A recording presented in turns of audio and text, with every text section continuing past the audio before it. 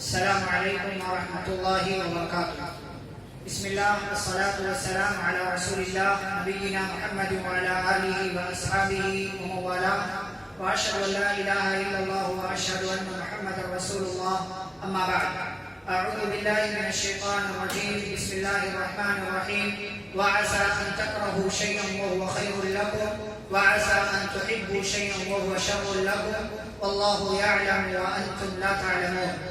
رب اشرح لي صدري ويسر لي امري واحلل عقدة من لساني يفقهوا قولي. سبحانك لا علم لنا الا ما علمتنا انك انت العليم الحكيم. رب زدني علما.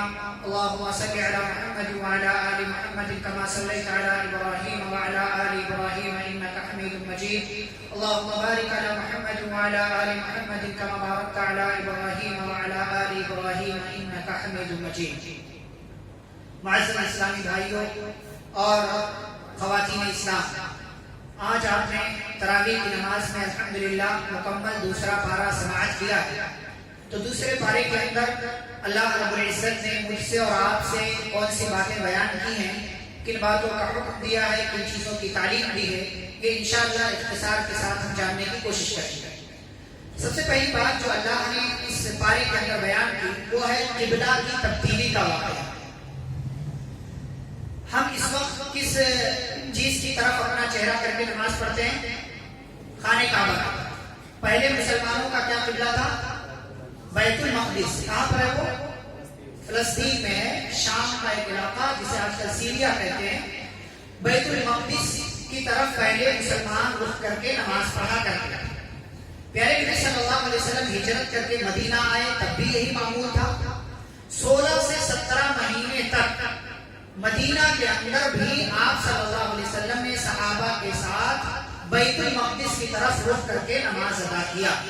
اور جنگ بدر سے کچھ پہلے، جنگ بدر رمضان سن 2 ہجری میں ہوئی، تو اس جنگ بدر سے کچھ پہلے اللہ رب العزت نے مسلمانوں کا قبلہ نماز کے دوران، ایک مسجد میں نماز پڑھ رہے تھے صحابہ، کچھ نماز کے دوران ہی قبلے کی تبدیلی کا واقعہ رونما ہوا. مسلمانوں کو خبر ملی اور نماز ہی کے دوران ان لوگوں نے اپنا قبلہ بیت المقدس سے اپنا چہرہ کعبہ کی طرف کر لیا. یہ قبلے کی تبدیلی کا واقعہ یہ بہت بڑا واقعہ تھا اس مکہ کے معاشرے سے، اس مدینہ کے معاشرے کے لیے. اس لیے کہ یہودیوں کو اور دیگر جو لوگ تھے ان کو اعتراض کرنے کا ایک موقع مل گیا کہ ان لوگوں کا کوئی دین دھرم نہیں، کبھی اس طرف رخ کر کے نماز پڑھتے ہیں، کبھی اس طرف رخ کر کے نماز پڑھتے ہیں. تو اللہ نے اسی کی طرف اشارہ کیا تھا سَيَقُولُ السُّفَهَاءُ مِنَ النَّاسِ کہ کچھ بیوقوف لوگ یہ کہیں گے. یہ بیوقوف لوگ کون؟ یہودی. دنیا یہودیوں کو بہت بڑا عقل مند کہتی ہے. قرآن یہودیوں کو دنیا کا سب سے بڑا بیوقوف کہتا ہے. دنیا یہودیوں کو سب سے بڑا عقل مند کہتی ہے اور قرآن کہتا ہے بیوقوف ہے یہ لوگ کہ اللہ کی باتوں پر اعتراض کرنے کی جسارت اور ہمت کرتے ہیں. تو ان لوگوں نے اعتراض کیا ما واللہ عن قبلتہم التی کانوا علیہا، قبلہ تبدیل کرنے کی کیا ضرورت تھی؟ تو اللہ نے سمپل سا جواب دیا کہ آپ کہہ دیجئے للہ المشرق والمغرب، کہ اب ایسٹ بھی اللہ کا، ویسٹ بھی اللہ کا، ساؤتھ نارتھ سب اللہ کا. اللہ جس طرف کہے رخ کرو اس طرف رخ کرنا. یہ اللہ کا حکم تھا. اللہ کے حکم پر اعتراض کرنے کی تمہیں ضرورت نہیں.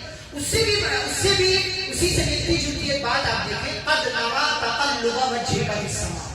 نبی مکرم صلی اللہ علیہ وسلم کا کتنا بڑا مقام ہے اللہ کی نظر میں کہ نبی صلی اللہ علیہ وسلم کی یہ خواہش تھی کہ قبلہ تبدیل ہو جائے، بیت المقدس سے کعبہ مسلمانوں کا قبلہ ہو جائے. اسی لیے آپ بار بار اس شوق میں آسمان کی طرف اپنی نظروں کو اٹھایا کرتے تھے.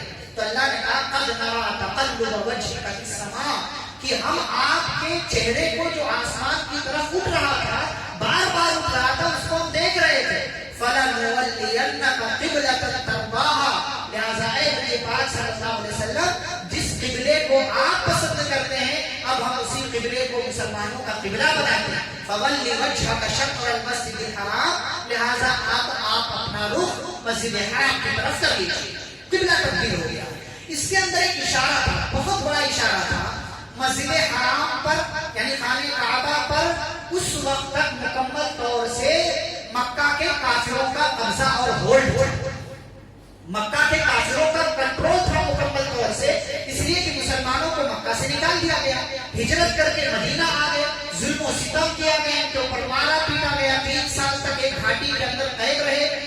اللہ علیہ وسلم اپنے صحابہ کو لے کر کے سب کچھ ہوا، یہاں تک کہ ہجرت کرنا پڑا، اور ہجرت کر کے جب مدینہ آئے تو مکہ والوں کی طرف سے اعلان ہو گیا آج کے بعد کوئی مسلمان اس خانہ کعبہ کے اندر داخل نہیں ہوگا۔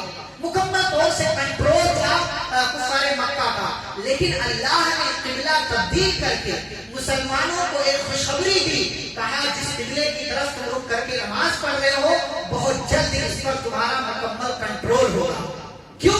اس لیے کہ جو مسلمانوں کا قبلہ ہو وہ بہت دیر تک کسی کافر کے قبضے میں نہیں رہ سکتا تھا، اس لیے قبلہ جب تبدیل ہوا اس کے اندر اشارہ اس بات کا تھا کہ یہ جو کعبہ مسلمانوں کا قبلہ بن چکا ہے، اے مسلمانوں تمہارے لیے خوشخبری ہے کہ بہت جلد یہ کعبہ، یہ مسجد حرام، یہ تمہارا قبلہ تمہارے اپنے اختیار میں ہوگا۔ اور دنیا نے دیکھا کہ پیارے نبی صلی اللہ علیہ وسلم نے اپنی حکمت، اپنے اخلاق، اپنی سوچ بوجھ کی بدولت اگلے 6 سال کے اندر ہی مکہ کو فتح کر لیا۔ سن 2 ہجری سے مسلمان سن 8 ہجری میں پہنچے اور 8 ہجری میں مکہ فتح ہو گیا۔ رمضان سن 2 ہجری سے پہلے کی بات جب قبلہ تبدیل ہوا اور رمضان سن 8 ہجری میں مسلمانوں نے مکہ کو فتح کر لیا۔ صرف 6 سال میں ہمیں کیا کرنا ہے؟ اللہ نے آگے کہا، آیت نمبر 153، 154، 155، 156، 157، یا ایھا الذین آمنوا استعینوا بالصبر والصلاۃ۔ ایسا نہیں تھا کہ مسلمان چھٹ پٹائے، مسلمانوں نے اعتراض کیا یہ ہمارا قبلہ کافروں کے قبضے میں ہے، نہیں، صبر کے ساتھ کام لیا، اللہ سے مدد مانگتے رہے، یہی اللہ چاہتا ہے۔ اے ایمان والو، اللہ سے صبر اور نماز کے ذریعے مدد مانگو۔ نماز پڑھو گے اللہ کی مدد آئے گی، نماز پڑھو گے اللہ کی نصرت آئے گی، نماز کے ذریعے اللہ کی مدد مانگو۔ اور زندگی میں کبھی مشکل، پریشانی، کوئی تکلیف، کوئی الجھن، کوئی ڈپریشن کا معاملہ آ جائے، صبر کے ذریعے اللہ کی مدد مانگو۔ ان اللہ مع الصابرین، اللہ صبر کرنے والوں کے ساتھ ہے۔ اور بھول جاؤ ساری تکلیف۔ ہمارے یہاں جیسا کہ اس سے پہلے بھی کسی خطبہ جمعہ میں نے آپ کے سامنے کہا، ہمارے یہاں لوگ اعتراض کرتے ہیں کہ اللہ نہیں ملا تھا تجھے یہ مصیبت ڈالنے کے لیے۔ ہماری زندگی میں مصیبت کا آنا یہ ہماری زندگی کا حصہ ہے۔ وَلَنَبْلُوَنَّكُمْ بِشَيْءٍ مِّنَ الْخَوْفِ وَالْجُوعِ وَنَقْصٍ مِّنَ الْأَمْوَالِ وَالْأَنفُسِ وَالثَّمَرَاتِ۔ کبھی بھوکے ہوں گے، کبھی پیاسے ہوں گے، کبھی پیسہ نہیں ہوگا، کبھی چھت نہیں ہوگی، کبھی کچھ ہوگا، کبھی کچھ ہوگا، کبھی کسی طرح کے حالات آئیں گے۔ ہمارا کام کیا ہے؟ وَبَشِّرِ الصَّابِرِينَ۔ اللہ نے کہا صبر کرنے والوں کو خوشخبری دے دو، یہ ان کا کام کیا ہے؟ مصیبت آتی ہے صرف ایک جملہ کہتے ہیں، اِنَّا لِلَّهِ وَإِنَّا إِلَيْهِ رَاجِعُونَ۔ ہم اللہ کے، ہمیں اللہ کی طرف جانا ہے۔ مصیبت، پریشانی، دکھ، تکلیف، رنج، غم، ہر طرح کی الجھن یہ اللہ کی طرف سے آتی ہے، لہٰذا جب اللہ نے دیا ہے تو اللہ اسے دور بھی کرنے والا ہے۔ صبر کے ذریعے، صلاۃ کے ذریعے اللہ کی مدد مانگے۔ مسلمانوں نے یہی کام کیا اور صرف 6 سال کے عرصے میں مسلمانوں کو ان کا قبلہ واپس مل گیا۔ بات آگے بڑھتی ہے، آگے اللہ نے ایک بہت اہم چیز کی طرف اشارہ کیا اور وہ ہے حلال کمانا اور حلال کھانا۔ حلال کمائی کی بڑی اہمیت ہے۔ آج ہمارے یہاں لوگ 2 نمبر مال کو 1 نمبر کہہ کے بیچتے ہیں، اللہ کی قسم کھا کر اپنا مال نہ جانے کس طریقے سے بیچتے ہیں، اور نہ جانے کون سے طریقے جھوٹ کے لوگوں نے ایجاد کر رکھے ہیں مال بیچنے کے، بس مال جانا چاہیے چاہے جیسے بول کر جانا چاہیے۔ حلال مال کی اتنی اہمیت ہے کہ اللہ نے الگ الگ تمام لوگوں کا نام لے کر کے حلال کھانے کا، حلال کمانے کا حکم دیا۔ کہا یا ایھا الرسل کلوا من الطیبات، اے رسولو پاکیزہ اور حلال کھاؤ۔ یہ پارہ نمبر 18 میں سورۃ المؤمنون میں، اور اسی سورۃ البقرہ کی 2 الگ الگ آیتوں میں اللہ نے کہا یا ایھا الذین آمنوا، اے ایمان والو، کلوا من طیبات ما رزقناکم، جو ہم نے پاکیزہ اور حلال چیزیں دی ہیں وہ کھاؤ۔ اور رسولوں کو، ایمان والوں کو مخاطب کرنے کے بعد اللہ نے پوری دنیا کے انسانوں سے کہا یا ایھا الناس، اے لوگو، کلوا مما فی الارض حلالا طیبا، جو زمین میں حلال اور پاکیزہ چیز ہے وہ کھاؤ۔ پتہ کیا چلا کہ صرف مسلمان کو حرام سے دور نہیں رہنا ہے، بلکہ کائنات کے تمام لوگوں کو حرام مال سے، حرام کمائی سے دور رہنا، اس لیے کہ حرام ہماری زندگی میں آ جائے گا تو دعائیں مانگتے رہے، دعائیں قبول نہیں ہونے والی۔ وَمَطْعَمُهُ حَرَامٌ وَمَشْرَبُهُ حَرَامٌ وَمَلْبَسُهُ حَرَامٌ وَغُذِّيَ بِالْحَرَامِ فَأَنَّىٰ يُسْتَجَابُ لِذَٰلِكَ۔ آپ کا کپڑا حرام، آپ کا کھانا حرام، آپ आपका पीना हराम, आपकी परवरिश हराम तरीके से हुई हो और आप दुआएं मांगे अल्लाह मेरी दुआ कबूल कर ले, अल्लाह आपकी दुआ कबूल नहीं करेगा। क्यों? इन्नल्लाह तय्यिबुन ला यक़बलु इल्ला तय्यिबा, अल्लाह पाक है और पाकीज़ा चीजें ही कबूल करता है। फिर देखें आगे बढ़ते हैं, अल्लाह रब्बुल इज्जत ने आयत नंबर 177 में नेकी क्या है ये बताया। यहूदियों की उसी बात का जवाब कि किबला तब्दील क्यों हो गया, तो अल्लाह ने कहा नेकी ये नहीं है कि तुम अपना चेहरा मशरिक या मगरिब की तरफ कर लो, बल्कि असल नेकी क्या है, अल्लाह पर ईमान ले आओ और यहूदियों तुम्हारा तो कोई दीन नहीं है, रसूलों पर, फरिश्तों पर, आसमानी किताबों पर, क़यामत पर ईमान ले, ये असल नेकी है। और असल नेकी ये है कि माल की मोहब्बत के बावजूद अपना माल अल्लाह के रास्ते में खर्च करो, यतीमों को दो, मिस्कीनों को दो, मुसाफिरों को दो, रिश्तेदारों को दो, मांगने वालों को दो, जो जरूरतमंद है उसको अपना माल की मोहब्बत के बावजूद दो, ये असल नेकी है। वादा पूरा करो ये नेकी है, सच बोलो ये नेकी है। नेकी ये नहीं है कि बस जो मर्जी में आए वो कर लो, बल्कि नेकी वो है जिसका अल्लाह ने तुम्हें हुक्म दिया है। आगे रोजे का तज़किरा किया अल्लाह ने, आयत नंबर 183, 184, 185, 186, 187।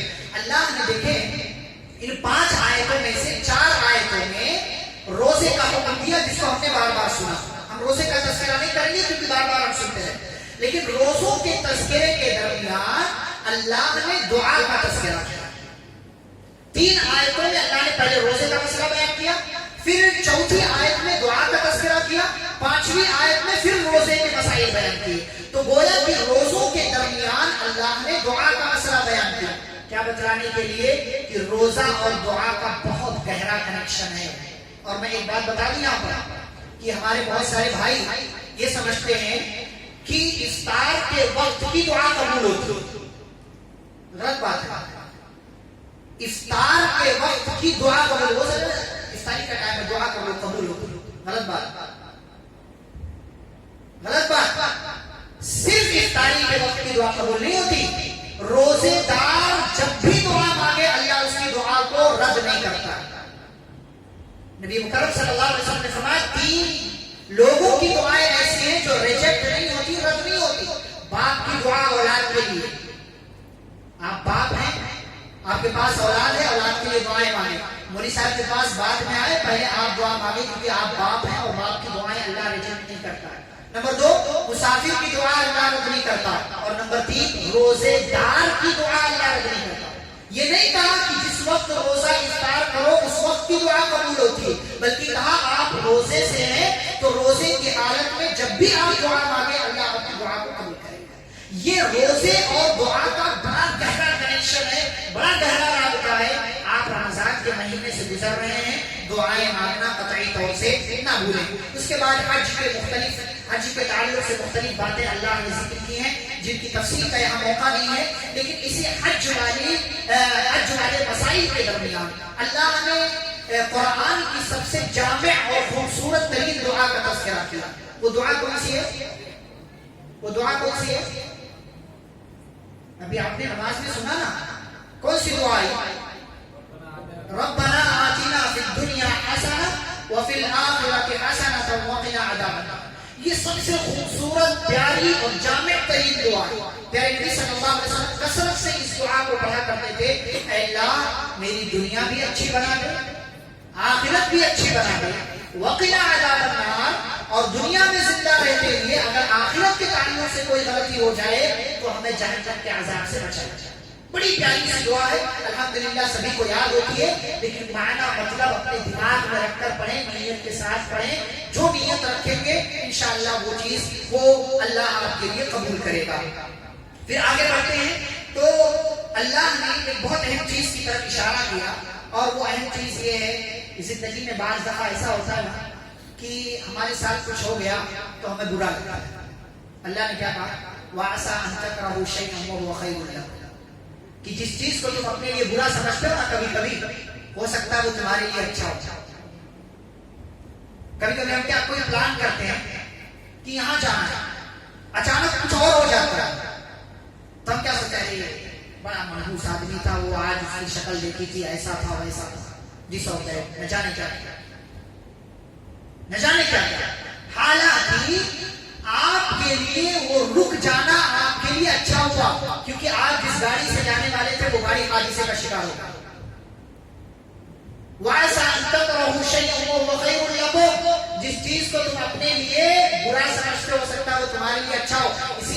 میں جو کچھ بھی چل رہا ہے نا راضی رہیں، خوش رہیں. پیارے رسول صلی اللہ علیہ وسلم نے کہا وَرْضَ بِمَا قَسَمَ اللَّهُ لَكَ تَكُنْ أَغْنَى النَّاسِ.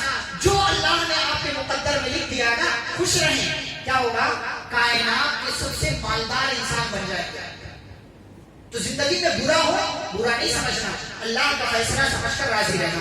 اچھا بعض دفعہ ایسا ہوتا ہے کہ کوئی چیز ہمیں دکھتی ہے بڑا اچھا ہے، بڑا اچھا، لیکن اللہ نے کیا کہا وہ مکروہ لہ، ہو سکتا ہے وہ تمہارے لیے برا ہو. بہت جلدی فیصلہ نہیں کر لینا چاہیے کسی چیز کے بارے میں، کسی انسان کے بارے میں، کسی مطلب اور چیز کے بارے میں بہت جلدی فیصلہ نہیں، یہ میرے لیے بڑا اچھا نہیں، غلط بات. واللہ یعلم وانتم لا تعلمون. اللہ جانتا ہے تم نہیں جانتے ہو، تمہارے پاس علم بہت تھوڑا ہے. تو زندگی میں جس بھی طریقے کے حالات ہو ہمیشہ اللہ کے فیصلے پر راضی رہو، اس لیے کہ زندگی میں جو کچھ بھی ہو رہا ہے وہ رب کی پرمیشن اور اجازت کے بغیر نہیں ہوتا ہے. آپ کے ساتھ جو ہو رہا ہے وہ رب کی مرضی کے ساتھ ہو رہا ہے. مزید آگے بڑھے، اللہ نے جوئے کا تذکرہ کیا، شراب کا تذکرہ کیا کہ لوگ آپ سے پوچھتے ہیں تو آپ کہہ دیں کہ جوئے میں شراب میں لوگوں کے لیے فائدہ ہے لیکن نقصان نہیں. وَإِثْمُهُمَا أَكْبَرُ مِن نَفْعِهِمَا. نقصان اور گناہ اس کے فائدے سے بڑا. یہ پرانے زمانے کا تذکرہ نہیں کرتا. آج ہمارے یہاں نوجوان دیکھیں بہت سارے ایپ آتے ہیں، ڈریم 11، MPL اور نہ جانے کون کون، یہ سب جوا ہے، یہ سب جوا ہے. جو کھیلتا ہے وہ حرام کمائی کما رہا ہے. سن لے، آپ کو بڑا مزہ آتا ہے نا پیسے مل رہے ہیں فری میں گھر بیٹھ کے، یہ حرام کمائی ہے آپ کے لیے. آپ کے علم میں اگر کوئی ہے ایسا جو اس طریقے کا گیم، اس طریقے کی، یہ تو بھائی ایپ والا خود کہتا ہے کہ سوچ سمجھ کر استعمال کریں، آپ کو لگ پڑ سکتی ہے یا آپ کسی چیز میں مبتلا ہو سکتے ہیں. وہ تو خود کہہ رہا ہے، اس کو خود پتا نہیں ہے، وہ آپ کو صرف جھانسا دے رہا ہے اتنا پیسہ ملے گا. اس لیے وہ 1 کروڑ کا لیبل لگاتا ہے، 25,000 والا لیبل لگا کر نہیں بیچتا اپنا مال. یہ سب چورن دینے والے ہیں، یہ آپ کی زندگی سے. اور اچھا اسی طریقے سے دکانوں میں جو 0% بجاج والا جو کام کرتے ہیں نا، کہتے یہ انشورنس نہیں ہے، اس میں سود نہیں ہے، یہ سب سود کا چکر ہوتا ہے. ان کو پتا ہے کہ مسلمان سود نہیں کھاتا، مسلمانوں کو لبھانے کے لیے یہ 0% بجاج انشورنس کرتا ہے. اور ہمارا نوجوان، ہمارے لوگ جا کر کے بڑی آسانی سے سارا مال جمع کرتے. سب حرام ہے، یہ سب حرام ہے. کوئی زیرو نہیں ہوتا زندگی میں، کوئی بھی بغیر فائدے کے آپ کے ساتھ کوئی سودا نہیں کرے گا، کوئی بھی بغیر فائدے. وَإِثْمُهُمَا أَكْبَرُ مِن نَفْعِهِمَا. فائدہ ہے، گھر بیٹھے آپ کو پیسہ مل رہا ہے، لیکن اس کا نقصان جو ہے اس کے فائدے سے بڑا ہے. یہ اللہ نے اشارہ کیا، آج کے موجودہ حالات میں نے اس کی طرف اشارہ کر دیا، تفصیل بہت ساری ہے. پھر آگے بڑھے دیکھیں، اللہ نے یتیموں کا تذکرہ کیا، نکاح کا تذکرہ کیا، اور اسی طریقے سے عورتوں کے مخصوص مسائل بیان کیے، حیض کا، طلاق کا، خلا کا. اسی طریقے سے بچوں کو دودھ پلانے کے مسائل. اگر کسی کو جانکاری لینی ہو تو تفصیل کے ساتھ آیت نمبر 219 سے بلکہ 218 سے لے کر کے آیت نمبر 242 تک پڑھنے کی کوشش. یہ سارے مسائل اللہ نے تفصیل کے ساتھ بیان کیا. ایک مسئلہ میں آج نہیں بیان کروں گا، طلاق کی بات. بہت سارے لوگ ہمارے کنفیوژن کا شکار ہیں. وہ طلاق کی بات جب پارہ نمبر 28 میں سورۃ الطلاق آئے گی تو انشاءاللہ وہاں میں تفصیل کے ساتھ طلاق کے مختصر مسائل بیان کروں گا تاکہ طلاق کا مسئلہ جو ہے وہ آپ کو سمجھ میں بآسانی آ جائے. نکاح وغیرہ کے تعلق سے اللہ نے بات بیان کی کہ مشرک عورت سے یا مشرک مرد سے نکاح یہ حرام ہے آپ کے لیے اگر آپ مسلمان ہیں. اسی طریقے سے عورت اگر حیض کی حالت میں ہو تو مردوں سے کہا کہ ان سے مباشرت نہ کرو، یہ تمہارے لیے حرام ہے کیونکہ وہ ناپاک ہے. اور جب یہ مدت ان کی ختم ہو جائے تو جیسے پہلے تم ان کے ساتھ اپنی خواہش کو پوری کرتے تھے ایسے ہی اب جا سکتے ہو. پھر طلاق وغیرہ کے مسائل جیسا کہ ہے اللہ نے بیان کیے. پھر آگے چل کر کے رضاعت کا مسئلہ اللہ نے بیان کیا. والوالدات یرضعن اولادهن حولین کاملین. مائیں اپنے بچوں کو 2 سال مکمل دودھ پلائیں. کوئی مسئلہ ہو تو الگ بات ہے، لیکن ماؤں کو اپنے بچوں کو، اپنی اولاد کو 2 سال مکمل دودھ پلانا چاہیے. اچھا اسی طریقے کی ایک بات اللہ نے سورۃ الاحقاف پارہ نمبر 26 میں کیا کہ وَحَمْلُهُ وَفِصَالُهُ 30 شهرًا، کہ حمل کی مدت، دودھ چھڑانے کی مدت 30 مہینے ہے. اور یہاں اللہ نے کہا 2 سال مکمل دودھ پلائے، تو 2 سال میں 24 مہینے ہوتے ہیں. 24 مہینے نکال دیں تو دوسری والی آیت سے یہ استدلال کر سکتے ہیں کہ پریگنینسی کی حمل کی جو کم سے کم مدت ہے وہ 6 مہینے کی ہے. اگر کسی عورت کے یہاں 6 مہینے میں بچہ پیدا ہو جاتا ہے تو وہ حلال کا مانا جائے گا, حرام کا نہیں مانا جائے گا. اسی قسم کا ایک مسئلہ حضرت عثمان رضی اللہ تعالیٰ عنہ کے دور خلافت میں ہوا کہ عثمان رضی اللہ تعالیٰ عنہ کے پاس ایک کیس آیا جب وہ خلیفہ تھے کہ ایک عورت کے یہاں 6 مہینے میں بچہ پیدا ہو گیا. تو کہا یہ تو ناممکن ہے, کہا اس کو رجم کر دو, کہا اس کو رجم کر دیا جائے. تو حضرت علی رضی اللہ تعالیٰ عنہ کے پاس یہ بات پہنچی تو انہوں نے کہا ایسا کیسے امیر المومنین فیصلہ کر سکتے ہیں؟ قرآن کے اندر اس بات کا ثبوت ہے کہ 6 مہینے میں بچہ پیدا ہو تو وہ حلال کا ہوگا, حرام کا نہیں ہوگا. چنانچہ کہا دلیل لاؤ, ثبوت پیش کرو. حضرت علی رضی اللہ تعالیٰ عنہ نے یہی دونوں آیتیں سورۃ الاحقاف کی جس کے اندر 30 مہینے کا تذکرہ ہے حمل کی اور دودھ چھڑانے کی مدت, اور سورۃ البقرہ کی آیت جس کے اندر 2 سال مکمل دودھ پلانے کا تذکرہ ہے. گویا کہ حمل اور دودھ چھڑانے کی مکمل مدت 30 مہینے کی بنتی ہے. عورتوں کو یہ مسئلہ جاننا چاہیے اور اپنے بچوں کے حوالے سے اس چیز کا خیال رکھنا چاہیے. آخری 2 باتیں بتا کر بات ختم کروں گا. آیت نمبر 243 میں اللہ نے اس بات کا تذکرہ کیا موت سے کسی بھی صورت بھاگ نہیں سکتے ہو, موت سے کسی بھی صورت بھاگ نہیں سکتے ہو. اللہ نے کچھ قوموں, کچھ لوگ تھے بستی والے, ہزاروں کی تعداد میں تھے, ان پر جہاد فرض کیا کہ لڑنے کے لیے تمہیں جانا. تو وہ لوگ کہ ہم مر جائیں گے اس ڈر سے وہ لوگ, ان لوگوں نے اپنا علاقہ چھوڑ دیا, کسی اور طرف نکل گئے. اب جب راستے میں جب پہنچے تو راستے میں اللہ کا آرڈر آیا موتو, سب کے سب مر جاؤ, سب کے سب مر جاؤ. ثم احیا, پھر اللہ نے انہیں زندہ کیا, پہلے مارا پھر زندہ کیا. یہ بچلانے کے لیے کہ میدان جنگ میں مر جانے کے, قتل کیے جانے کے ڈر سے جو تم بھاگ رہے تھے نا, تو یہ مارنا, یہ موت تو ہمارے اختیار میں ہے.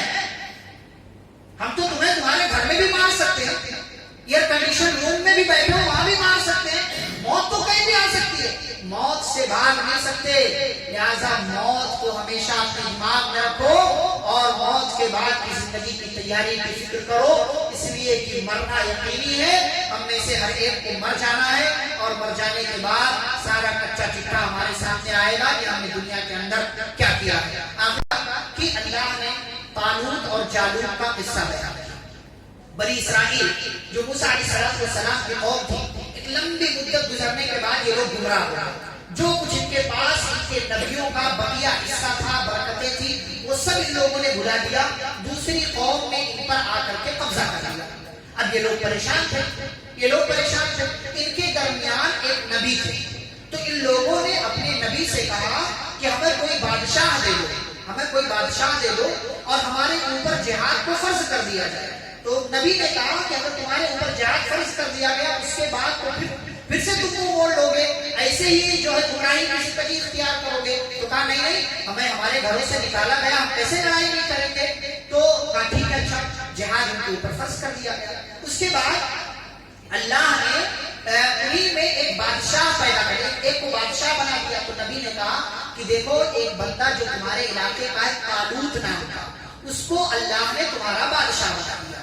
اب قوم بنی اسرائیل تھی, اعتراض کرنے والی قوم تھی. انا یقول له الملك علينا ونحن احق بالملك منه ولم يؤت سعة من المال. ارے ایسے کیسے یہ ہمارا بادشاہ, ارے اس کے پاس تو مالی نہیں ہے, اس کے پاس تو یہ مالدار نہیں ہے, یہ ہمارا بادشاہ کیسے ہو سکتا ہے. تو نبی نے سمجھایا, کہا دیکھو یہ ہٹھا کٹا ہے اور اس کے پاس علم ہے, اس کے پاس علم ہے, اور یہ ساری چیزیں اگر چھوڑ دو, واللہ یؤتی ملکہ من یشاء, یہ اللہ جس کو چاہتا ہے بادشاہت عطا کرتا ہے. اللہ کی چیزوں میں اعتراض کرنے کا حق تمہیں نہیں ہے. اس کے بعد جہاد فرض ہو گیا. اب نبی اور طالوت بادشاہ یہ ظالم قوم جس کا سردار جالوت تھا اس سے لڑائی کے لیے نکلے.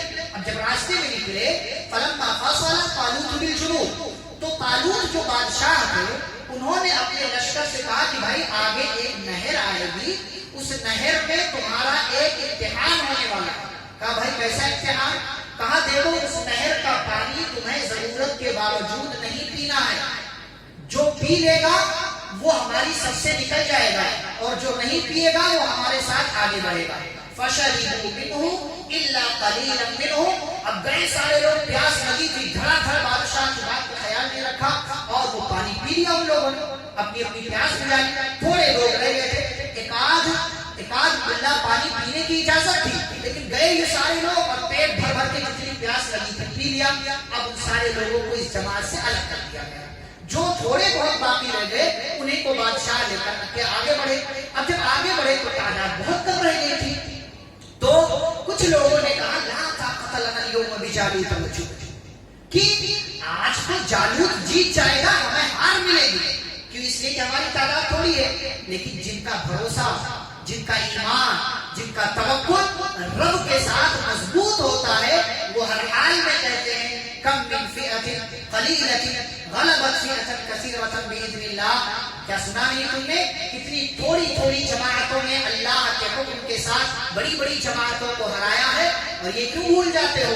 واللہ مع الصابرین, جو شروع میں بات آئی کہ اللہ صبر کرنے والوں کے ساتھ ہے. چنانچہ دونوں فوج آمنے سامنے آئی, اور جب لڑائی کی نوبت آئی تو لڑائی سے عین پہلے مسلمانوں نے, بادشاہ نے, نبی نے دعا کیا ربنا افرغ علینا.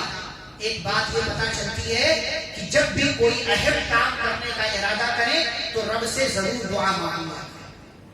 کوئی بھی اہم کام, ہم تو بس خوشی خوشی نکل جاتے, چلو آج یہ کام کرنا, یہ کرنا, یہ کرنا, ٹھیک ہے, اچھی بات ہے, خوشی ہونی چاہیے, لیکن دعا مانگنا نہ بھولیں. ربنا افرغ علینا صبرا, اے اللہ ہمیں صبر دے, وثبت اقدامنا, ظالم قوم سے لڑنے کے لیے جا رہے ہمارے قدموں کو مضبوط کر دے, وانصرنا علی القوم الکافرین, اور کافر قوم کے مقابلے میں اے اللہ ہماری مدد فرما. یہ دعا مانگ کر دونوں فوجیں آمنے سامنے آئی, مقابلہ ہوا, فہزموہم باذن اللہ, اور رزلٹ یہ آیا کہ مسلمانوں نے اللہ کے حکم سے کافروں کو, ظالموں کو شکست دے دیا. اور جالوت جو بادشاہ تھا اس کو حضرت داؤد علیہ السلام نے, جو مسلمانوں کی طرف سے تھے, انہوں نے اس ظالم بادشاہ کا قتل کر دیا. یہ بات یہاں پر مکمل ہوتی ہے. اس کے بعد اللہ کہتے ہیں ولولا دفع اللہ الناس بعضهم ببعض لفسدت الارض ولكن اللہ ذو فضل علی العالمین, کہ اگر اللہ کا کرم, اللہ کا فضل نہ ہوتا تو زمین والے آپس میں ایک دوسرے سے بھیڑ کر کے زمین کو فساد سے, بگاڑ سے بھر دیتے, لیکن اللہ اپنی حکمت, اپنے فضل کے ساتھ فیصلے کرتا رہتا ہے. لہذا اللہ سے اس کی رحمت مانگو, اللہ سے اس کا فضل مانگو, اللہ سے اس کی حکمت مانگو.